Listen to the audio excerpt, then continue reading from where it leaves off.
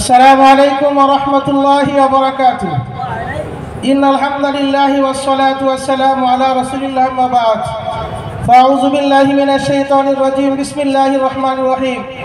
ولا تهنوا ولا تحزنوا وأنتم الأعلون إن كنتم مؤمنين.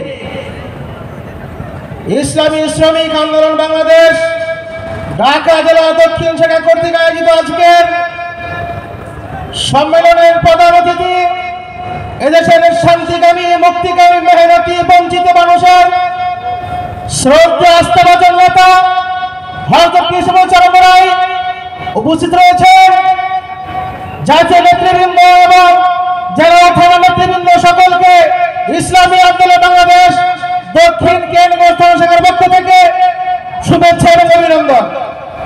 প্রিয় ভাইরা আমার, আমরা সকলেই জানি এদেশে সকলেই 53 বছরে বাংলাদেশে শ্রমিকের কাঠে কাঠাল দেখে সকলে কষ্ট হয়েছে, ঠিক কিনা? একমাত্র ইসলাম দিয়েছে শ্রমিকের অধিকার, একমাত্র ইসলাম দিয়েছে শান্তি এবং মুক্তির গ্যারান্টি। তাই আমরা 53 বছরে বাংলাদেশে একটি সুযোগ পেয়েছি এদেশে ইসলাম হুকুমত প্রতিষ্ঠা করার জন্য। এদেশে মেহনতি মানুষের এবং শ্রমের ন্যায্য অধিকার আদায়ের যে সুযোগ আমরা পেয়েছি, এই সুযোগটি দিয়ে এবার আমরা হাত ছাড়া করি, তাহলে আগামী অনেক বছর আমরা পিছিয়ে পড়ব।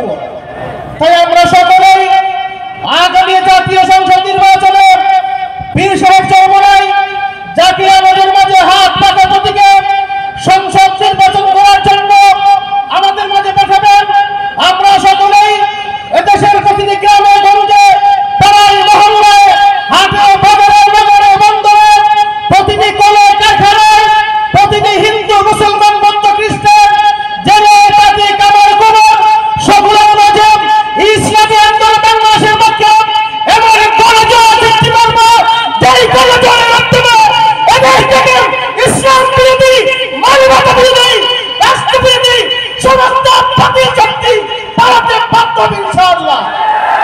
সুতরাং আগামী নির্বাচনে আমরা হাত পাকার পক্ষে গণজোয়ার সৃষ্টি করব, যেই গণজোয়ারের মাধ্যমে এতে সকল কুফরি শক্তি, ইসলাম বিরোধী শক্তি সকলে আমাদের পরিণামটা হইতে দেবে বলে ইনশাআল্লাহ। এই বলে আমি আমার সংক্ষিপ্ত শেষ করলাম। আসসালামু আলাইকুম ওয়া রাহমাতুল্লাহ।